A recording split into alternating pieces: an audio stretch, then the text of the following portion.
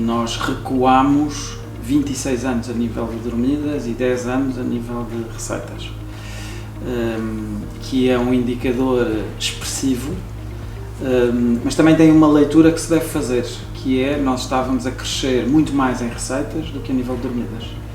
E isto é importante, porque é aquele valor acrescentado que nós conseguimos trazer com cada dormida e com cada turista. Isto dados de 2020.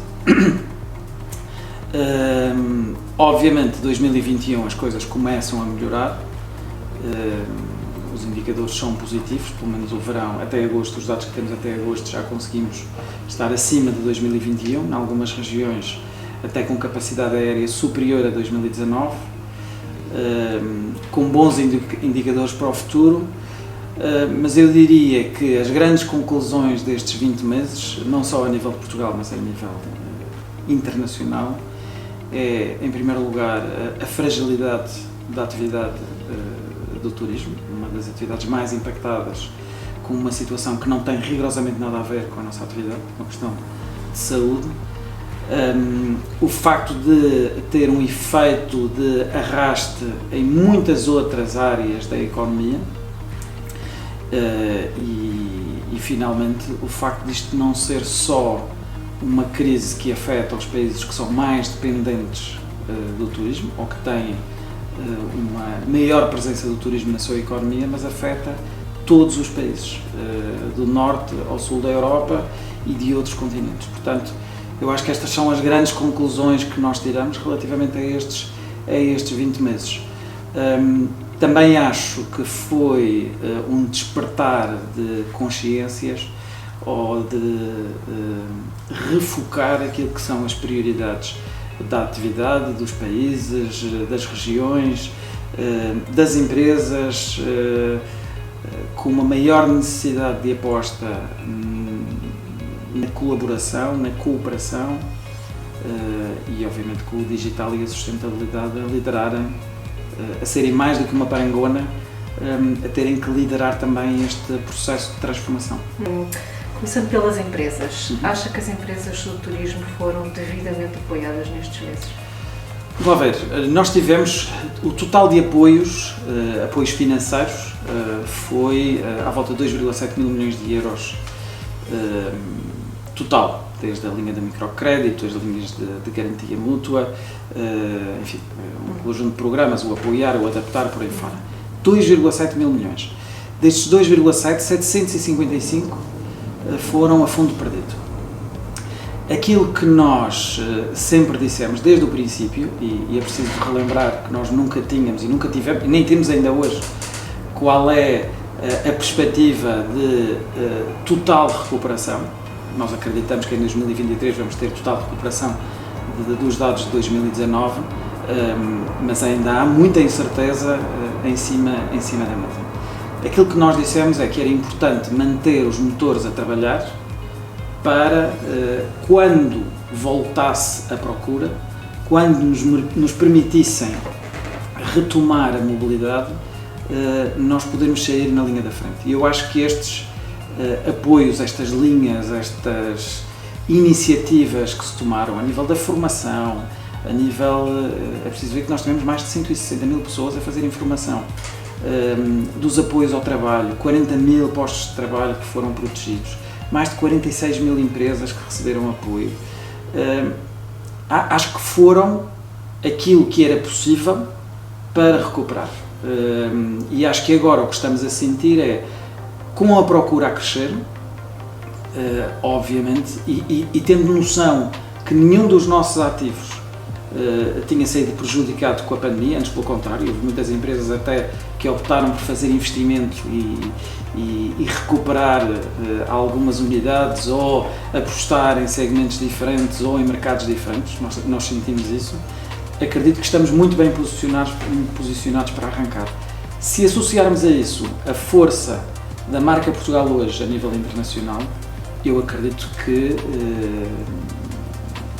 vamos ter muito bons resultados muito em breve. Mas nós temos certos dirigentes associativos e até mesmo a CTP que têm vindo a cada intervenção pública a afirmar que estes apoios nunca mais são desbloqueados. Como é que... Não, os apoios foram desbloqueados e chegaram às empresas e tem havido até reforço de alguns apoios. A linha do microcrédito teve agora reforço recente, portanto tem havido essa preocupação e tem havido muita preocupação em conjunto com as associações, ouvindo as empresas também, tentar chegar ao máximo daquilo que são as reivindicações.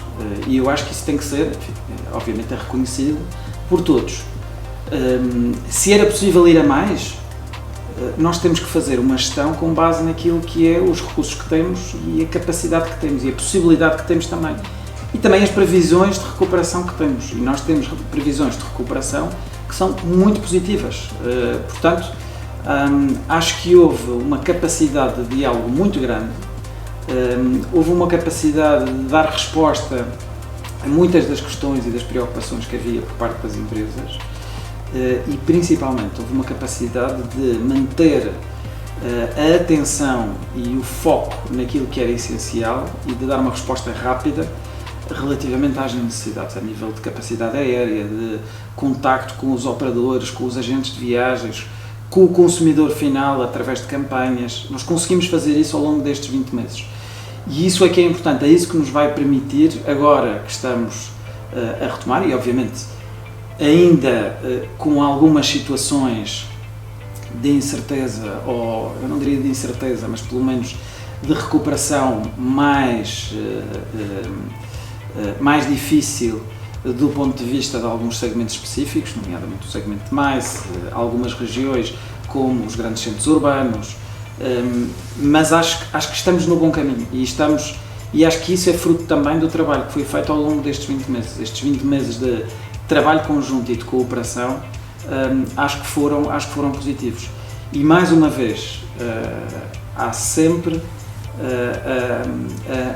a capacidade ou a necessidade deste diálogo permanente para tentarmos dar resposta àquelas que são as necessidades. Agora, eu vou aqui citar o que disse recentemente numa intervenção pública, que este é o tempo de recomeçar. Cito o que disse. Quais vão ser, a partir de agora, as principais matrizes que o turismo de Portugal vai seguir para reerguer o setor? Nós temos, desde 2007, como sabem, temos uma estratégia definida. E acho que essa também foi uma das grandes vantagens destes 20 meses. O facto de nós termos uma estratégia, de sabermos exatamente o que é que queríamos e em que áreas é que tínhamos que apostar, foi muito útil para esta sobrevivência de 20 meses. Isto não significa que uma estratégia não tenha que ser adaptada ou ajustada, ou em alguns casos até acelerada. Quando nós dizemos que esta é a altura de recomeçar, obviamente é recomeçar numa ótica de negócio, é a altura de voltarmos a receber os nossos clientes e estamos a fazê-lo. E acho que o verão foi uma belíssima prova de que o podemos fazer em segurança para nós e para quem nos visita. Mas é também a altura de recomeçar com um sentido novo daquilo que deve ser a atividade turística. Do que é que queremos, de sabermos quais é que são os nossos ativos e como é que os devemos promover ainda melhor e em conjunto. E quais são esses?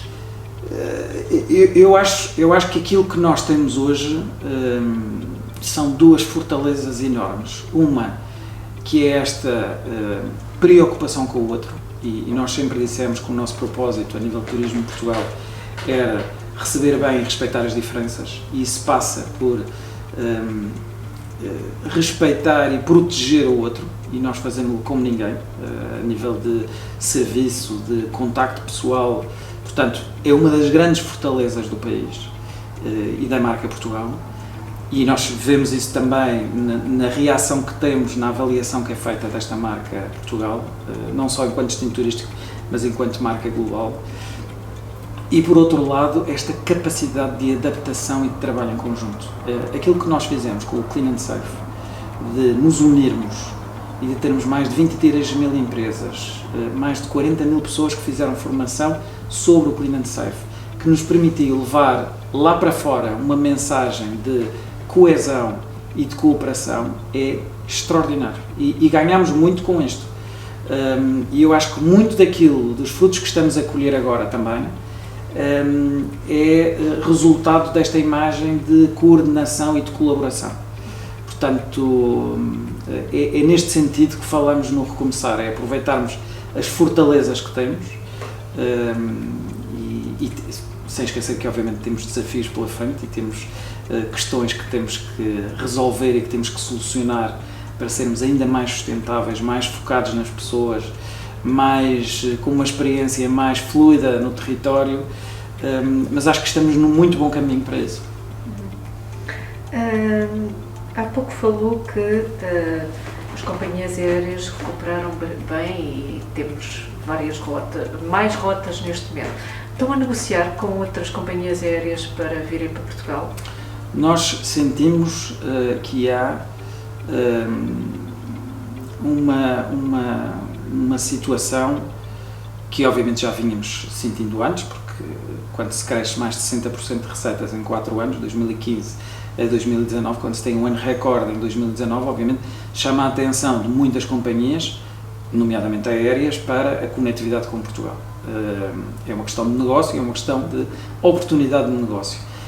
Aquilo que nós fizemos ao longo destes meses foi, em primeiro lugar, tentar retomar aquelas que eram as ligações que já existiam, reforçar o load factor para essas ligações, estimulando a confiança no consumidor final, mas também estarmos atentos a novas oportunidades e procurarmos novas rotas, novas companhias, novas áreas de atuação. E o que sentimos é um enorme poder de atratividade de Portugal para essas companhias.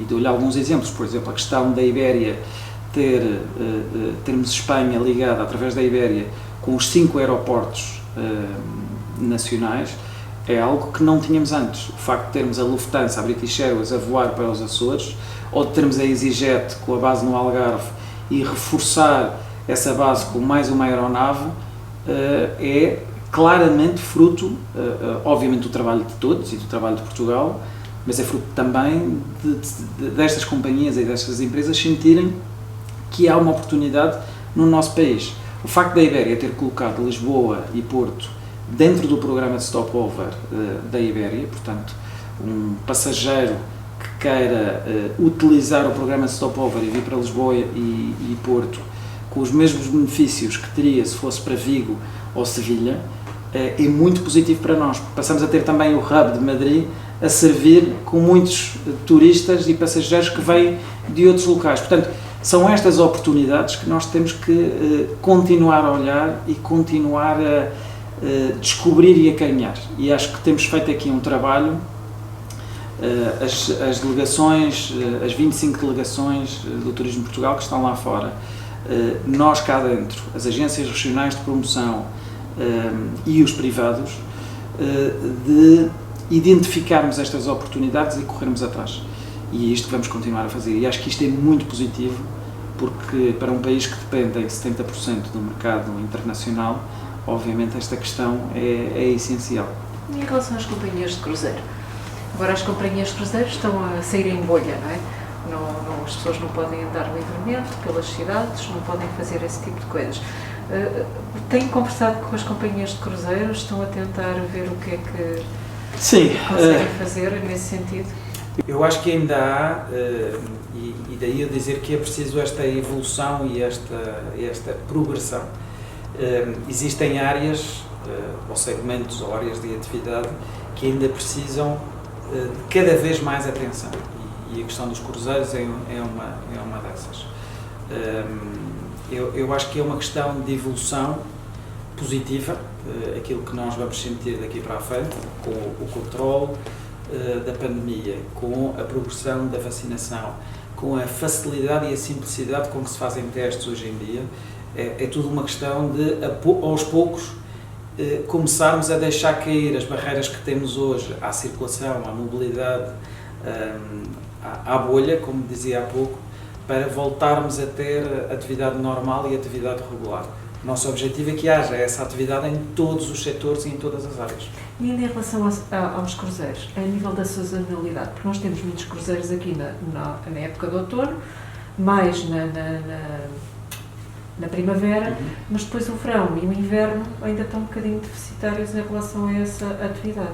Eu acho que aí, e essa é uma das grandes questões que nós temos trabalhado, que é a questão da redução da sazonalidade, não só no mercado dos cruzeiros, mas em todas as áreas, e principalmente para todas as regiões. Acho que outra das lições destes 20 meses é o facto de nos termos, não vou dizer apercebido, mas era algo que nós já dizíamos há algum tempo, que era esta necessidade de promovermos o país como um todo, claramente diverso, sem dúvida, mas muito estruturado e ancorado em produtos ou em redes que permitam trazer maior valor acrescentado. Por isso, quando nós falamos, e a nossa aposta é no turismo literário, no turismo industrial, no turismo militar, nas redes como as aldeias de Xista, as aldeias históricas, que agora ganharam um prémio com o melhor filme, enfim, os caminhos de Santiago, o surf, o golfe, é este tipo de atividades que nos vai permitir também ancorar muito mais a oferta e a procura e distribuí-la ao longo do ano. Eu acho que estamos a ter bons sinais e acredito que estes 3 meses até ao final do ano, que são meses difíceis e que são meses que nos preocupam muito, principalmente dezembro, janeiro e fevereiro, como é óbvio, até porque a questão dos eventos e do mais está a responder, mas ainda, mais uma vez, ainda temos um trabalho a fazer do ponto de vista de criação de relação de segurança e de confiança entre autoridades de saúde e organização. Eu acho que está, mais uma vez, estamos no bom caminho, mas acho que é esse trabalho de alargar a todo o ano que tem que ser feito para qualquer setor e qualquer atividade. Mas já há congressos internacionais a virem, já se nota? Já há congressos internacionais a virem, portanto, já há muito poder de atratividade por parte de Portugal para alguns eventos até que não estavam a ser realizados em Portugal e que se estão a desviar para cá. Vou-lhe dar um exemplo muito concreto. Nós vamos receber agora, no final do ano, em dezembro, um evento no qual as escolas, a área da formação do Turismo Portugal participava, que estava previsto realizar-se num país europeu e por questões de limitações de mobilidade vai-se mudar para Portugal e vai ser feito em Portugal. Portanto, são estas oportunidades que nós também temos que aprender a conquistar. Qual é que é a questão? Além de uma questão de segurança, nós temos que começar a estimular também as empresas, principalmente grandes multinacionais, que é essencial começar a viajar e começar a retomar esta atividade. Talvez de uma maneira diferente, talvez com uma componente social maior, isso até é benéfico para nós, talvez com estadias mais longas, porque é isso também que a procura nos diz, mas sempre com esta tónica de procurarmos ganhar espaço e recuperar aquilo que tínhamos. E a nível da promoção, os países de proximidade vão continuar a ser a grande aposta? Sim, sem dúvida, sem dúvida. E quando falamos de países de proximidade, obviamente não é só proximidade geográfica, é proximidade de conhecimento e de confiança, de saberem exatamente como é que nós estamos e onde é que temos esta presença mais forte. Nós fizemos a segmentação em 4 níveis. Os de proximidade são aqueles que merecem, que vão ter mais atenção, incluindo também o mercado interno, obviamente, que descobri tanto e que descobri um Portugal diferente, se calhar, ao longo destes 20 meses. É normal, eu acho que não há ninguém que não tenha um amigo ou um familiar que foi a uma região do país que nunca tinha ido e que tenha ficado apaixonado por essa região. Portanto, isso eu acho que é, principalmente as ilhas, o que, com o meu sotaque, até é um grande agradecimento que eu faço. Mas acho que há aqui esta questão dos mercados e, como eu dizia, a divisão, a estratificação em mercados de proximidade, mercados de crescimento, como os Estados Unidos e Brasil, no qual nós sentimos que há uma procura latente enorme, enormíssima. Os mercados dentro da Europa, em que estamos dependentes das ligações aéreas, como a Bélgica, a Holanda, a Itália, que têm uma atenção especial. Mas sem nunca esquecer esta atuação seletiva em mercados que, apesar de serem mais pequenos, podem ter aqui um crescimento rápido, nomeadamente os asiáticos, a Coreia do Sul, o Japão, a China, que é um dos mercados que estava a crescer mais, não podemos descurar que obviamente vão continuar a crescer passadas estas limitações. Portanto, esta é a nossa grelha de países. Aquilo que nós podemos dizer é que, obviamente, aquilo que temos hoje é uma enorme, e graças ao digital e à tecnologia, uma capacidade de desviar a nossa atenção ou de reforçar consoante os sinais de procura que existam, nomeadamente a nível de pesquisas, a nível de operadores, a nível de ligações aéreas, e isso é algo que nós fazemos permanentemente. Portanto, esta grelha de países não é uma grelha fixa, mas é um indicador daquilo que nós queremos. E hoje temos muito mais informação, disponibilizamos mais informação também às empresas, para que isto não seja um esforço só do Turismo Portugal, seja um esforço partilhado e que as empresas possam perceber também onde é que podem ir buscar negócio para o seu negócio cá. Já falou aqui hoje várias vezes de sustentabilidade, como tem sido sempre nos últimos meses, não é? O que é necessário para tornarmos o nosso destino ainda mais sustentável? Isso é uma ótima pergunta. Vontade. Nada mais do que vontade. Por uma razão, obviamente há muito mais por trás. Há uma questão de educação e uma questão de formação, e há um dado que eu não posso deixar em branco. Quando estas 160 mil pessoas que fizeram formação ao longo do último ano na Academia Digital do Turismo Portugal, muitas fizeram formação em sustentabilidade, foram dos cursos que mais procura tiveram. Isto é extremamente positivo, porque demonstra a nossa atenção, e quando digo nossa, digo país, digo empresa, microempresa, do alojamento local até à animação turística, em estarmos atentos às necessidades do cliente, mas não entendermos isto só como uma questão de marketing ou de comunicação, e entendermos como um benefício para a minha empresa e um benefício também para o planeta e para a sustentabilidade da atividade no futuro. E isto é muito positivo, e por isso quando nós dizemos que temos que ser ainda mais sustentáveis, obviamente aqui há questões de investimento e há medidas previstas para isso dentro do programa Reativar o Turismo, Construir o Futuro. É uma questão de formação, é uma questão de qualificação, e isso obviamente nós estamos a assegurar. Vamos lançar agora muito em breve a segunda versão do upgrade, com uma componente muito importante de sustentabilidade, mas é essencialmente uma questão de atitude e uma questão de vontade. E se nós conseguirmos mudar, e estamos a conseguir, desde os cargos de gestão, cargos de topo, até qualquer colaborador que trabalhe no setor do turismo dentro de uma empresa, fazemos a diferença não só a nível de destino e a nível de ativos, mas fazemos a diferença naquilo que estamos a devolver também ao planeta e à sociedade. A grande questão é que nós não podemos focar só na componente ambiental da sustentabilidade, e a componente social tem que estar cada vez mais presente. Nós temos Mas que ser... o que é que estão a fazer nesse sentido, para lá chegar? Bom, nós lançámos o plano de turismo mais sustentável até 2023, que obviamente pretende acelerar, são 119 iniciativas em várias áreas, desde o desenvolvimento de produto, a qualificação, a promoção, até à monitorização daquilo que temos hoje e do que é que queremos no futuro, com metas muito concretas: reduzir 75% do consumo de plásticos únicos, 50 mil pessoas formadas em sustentabilidade nos próximos 3 anos, mais de 200 referências de país como destino sustentável, por aí fora.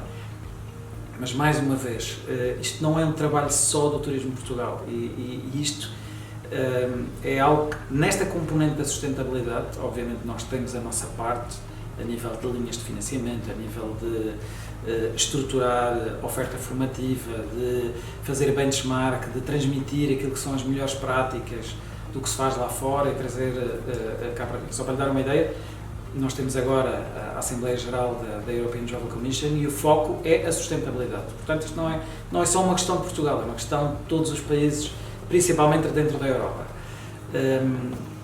Mas o que é importante, e isto sim é essencial, é que não é só a componente ambiental, é a componente social.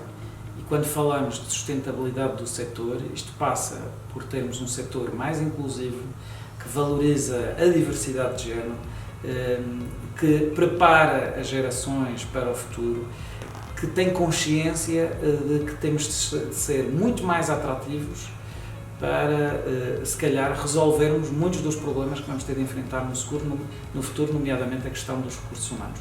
Portanto, é esta sustentabilidade que nós queremos, não depende só do Turismo Portugal, enfim, há um plano, há uma estratégia, há ações que estão no terreno e que estão a ser lançadas e que vão ser lançadas agora nos próximos tempos, mas é sobretudo uma questão de atitude e de vontade. Falou nos recursos humanos, que também é outro tema que estamos sempre a ouvir. Como é que acha que vai ser pela sustentabilidade que vai ser possível contornar este tema? Não, eu acho que os recursos humanos são a resposta à responsabilidade, à sustentabilidade. Então e a falta de qualidade, de quantidade de recursos humanos? Vamos lá ver. Nós quando falamos dos recursos humanos, e isto é uma discussão que nós temos feito muito internamente, porque é um dos grandes desafios, não só de Portugal, de toda a Europa, para falarmos a nível europeu, mas a nível de Portugal, como é que nós analisamos isto? Nós, para falarmos de recursos humanos, temos que falar de 3 coisas, sempre. A primeira tem a ver com demografia. Nós temos uma população que está a envelhecer, ponto. Portanto, temos que ir buscar gente a algum lado. Temos que ser mais, e acho que há boas notícias, o acordo que foi celebrado recentemente de estreitar as relações e a mobilidade entre os países CPLP é uma excelente notícia para Portugal e principalmente para o setor. A segunda questão, quando falamos de recursos humanos, é a componente da formação, a componente da qualificação dos recursos. E nós pensamos muito na formação superior, mas temos que pensar em todos os níveis de formação e formação para todas as pessoas dentro da cadeia de valor. Isto é essencial. Por isso temos do programa BEST ao programa de formação para executivos até o upgrade de formação digital, sustentabilidade e outras áreas. E a formação tem que ser direcionada, mais do que para a eficiência da empresa, tem que ser direcionada para o crescimento da pessoa dentro dessa empresa. Isto é essencial. A terceira componente tem a ver com a atração, e muitas vezes aquilo que atrai um jovem não é a mesma coisa que atrai uma pessoa de 40 ou de 50 anos. Portanto, tem que haver esta flexibilidade e esta capacidade de gerar atratividade. Portanto, quando falamos de recursos humanos, e os recursos humanos é uma componente essencial da sustentabilidade, temos sempre que pensar neste triângulo, que eu digo triângulo virtuoso, porque há soluções e temos que criar as soluções para conseguir atrair mais e melhores.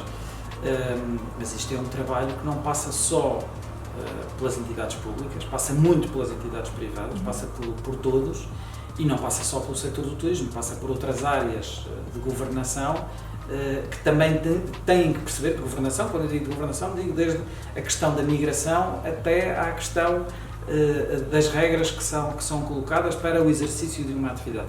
Portanto, é um trabalho conjunto que tem que ser feito, mas é claramente uma das áreas que nós temos que dar e que vamos dar mais enfoque a partir de agora, porque estes 20 meses mostraram-nos e tiveram também como reflexo muitas saídas de recursos humanos para outras áreas e outros setores, que nós agora temos que reconquistar para o setor turístico. Vocês acabam de lançar o Invest in Tourism. Sim. Pode dizer exatamente o que é este programa? Sim, o Invest in Tourism é uma plataforma que nós reestruturamos e lançamos agora como plataforma nova. E que basicamente aquilo que faz é juntar num lugar só tudo aquilo que é necessário para qualquer pessoa, estrangeiro ou nacional, que quer investir no setor, tenha de saber para investir nesse setor, desde licenciamentos, dados, estatísticas, financiamentos, oportunidades de parceria. Portanto, é toda a informação sobre investimento no setor, em qualquer área, para atrair novo investimento ou atualizar investimento já existente, como é óbvio, no setor do turismo. Aquilo que nós queremos é, além daquilo que já existe, passar para uma outra componente, que é demonstrarmos a capacidade que o turismo tem de arrastar ou de contagiar positivamente outros setores de atividades. Seja pelo cluster do turismo, os equipamentos turísticos, desde as áreas dos materiais até à decoração, passando pelos vinhos ou pela moda, todo o tipo de setores que têm alguma ligação com o setor turístico, e ver que esta ligação pode ser virtuosa se houver esta capacidade de divulgar e de comunicar tudo em conjunto. Eu dou sempre um exemplo, que é a correlação que existe em determinados mercados, nomeadamente o brasileiro e o mercado americano, de o crescimento que nós verificamos ao longo dos últimos anos no número de turistas, que foi expressivo, se fizermos uma correlação com o crescimento das exportações de vinho para esses países, seja vendido cá dentro, seja exportado efetivamente para esses países. E é uma relação de 1 para 1. Portanto, o crescimento que nós sentimos a nível do turismo é exatamente o mesmo crescimento que se sente a nível de exportação de vinhos. E isto é a capacidade que o turismo tem, do ponto de vista de economia e de crescimento nacional, não só a nível de imagem e de marca, e também podemos falar disso, mas principalmente de gerar negócio e gerar riqueza em outras atividades. Portanto, o Invest in Tourism é basicamente uma plataforma que transmite isso e que dá muita informação a quem já investiu em turismo e quer continuar a investir, ou a quem nunca investiu, de cá de dentro ou de fora, para investir no nosso setor. Há novas restrições em vários países da Europa. Isto preocupa? Como é que estão a ver esta situação? Bom, preocupa-nos muito, por duas razões. Uma, porque obviamente isso gera falta de confiança e destrói a pouca confiança que existia das pessoas em viajar, em reservar, em ir de um lado para o outro. E nós estamos a sentir que as reservas são cada vez mais em cima do acontecimento, são cada vez mais condicionadas. Portanto, é preocupante, e é preocupante também porque nós sabemos que isto muitas vezes é uma bola de neve. Vemos medidas que são tomadas noutros países e que países terceiros ou vizinhos optam por tomar só porque aquele país tomou, ou porque existe algum risco ou algum temor de que isso venha a acontecer. Isso leva a uma questão que tem a ver com aquilo que tem sido, as decisões que têm sido tomadas a nível mundial relativamente às restrições de mobilidade, vamos lhe chamar assim. Desde novembro do ano passado, portanto já há quase um ano, que a ECDC, o Centro Europeu de Controlo de Doenças, dizia que os turistas eram uma população de menor risco para a propagação da pandemia. Isto foi dito, foi escrito, foi explicado, obviamente a partir do momento em que havia propagação e que já havia contágio dentro das próprias populações. Aquilo que para nós é essencial é defender que qualquer medida que se tome seja baseada não apenas em dados, na ciência, mas que seja baseada também no impacto que isso tem. E se nós vemos entidades como a ECDC dizer que o turista é o de menor risco, então temos que continuar a ter mobilidade, pelo menos nessa componente turística ou nessa componente de atratividade que nós continuamos a ter. Isso para nós é essencial. Passados estes 20 meses, aquilo que nós vemos hoje é que os países que abriram mais depressa foram aqueles que mais recuperaram, e temos vários exemplos dentro da Europa, que mais recuperaram ou que conseguiram captar alguns mercados e alguns segmentos que outros que estiveram fechados não conseguiram. A nossa questão é, isso é importante analisar e estudar, se essa abertura teve de facto um impacto na propagação da pandemia ou não, e tomar decisões com base naquilo que foi feito ao longo destes anos. Nós, dentro da European Travel Commission, estamos exatamente a avaliar essa situação e a tentar estimular que esta investigação seja feita, porque é isso que nos vai também dar lições para o futuro. Não fecharmos os olhos ou enterrarmos a cabeça na areia e tomarmos decisões com base, obviamente, e em muitas situações, no desconhecimento, porque em muitas situações há desconhecimento, mas agora que já sabemos como é que a evolução se faz, quais é que são os critérios para esta evolução. A nossa esperança é que essa evolução seja pautada muito também por critérios científicos, portanto, desde a classificação dos países em cores, quando hoje existem controles muito mais eficazes e muito mais simplificados, em que existe uma vacinação muito maior, em que existe um passaporte Covid, não faz rigorosamente sentido nenhum continuarmos a considerar países ou a colori-los de acordo com critérios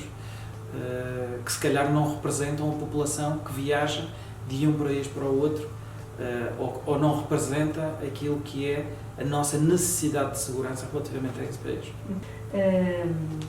Já falámos quais são as perspectivas de retorno, não é? Que será completamente será para 2023 e para este ano e para o próximo, a nível de números de dormidas, a nível de entradas de passageiros, qual é as vossas perspectivas? Nós temos, a nossa estimativa é, obviamente, 2023 alcançarmos o número de 2019, a nível de receitas, e acho que esse é o nosso indicador prioritário.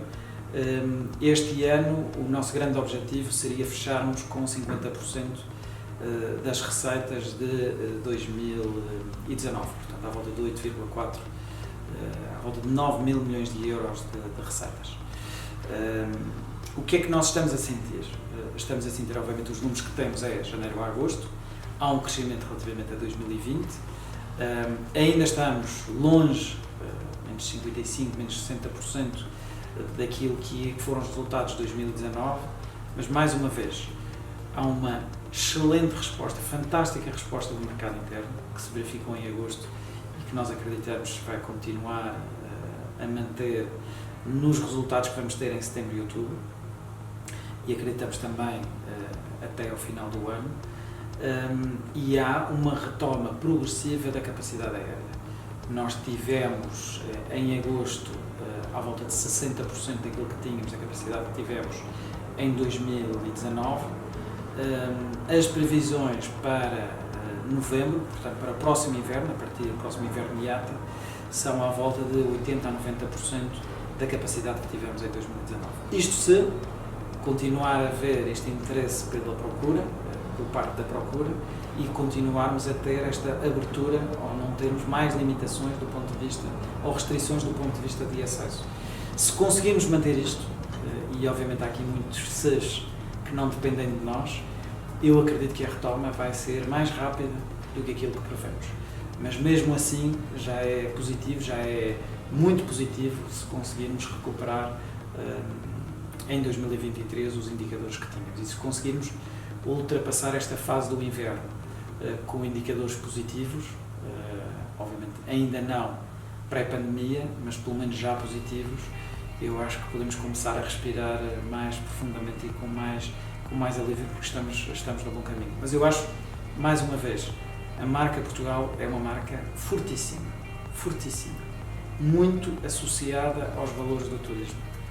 A autenticidade, a simpatia, a capacidade de recebermos bem, são fatores, e isto não somos nós que o dizemos, é um estudo que foi feito em 2019, nos 10 principais mercados com quem trabalhamos. Se conseguirmos trabalhar em conjunto e reforçar esta imagem de Portugal e passarmos as boas notícias daquilo que está a acontecer cá dentro, porque há muita coisa nova e muita coisa a acontecer e muitas empresas a prepararem-se para esse futuro, eu acho que ainda vamos ter muito boas surpresas nos próximos anos. Muito bem, obrigada. Obrigado, Silvia.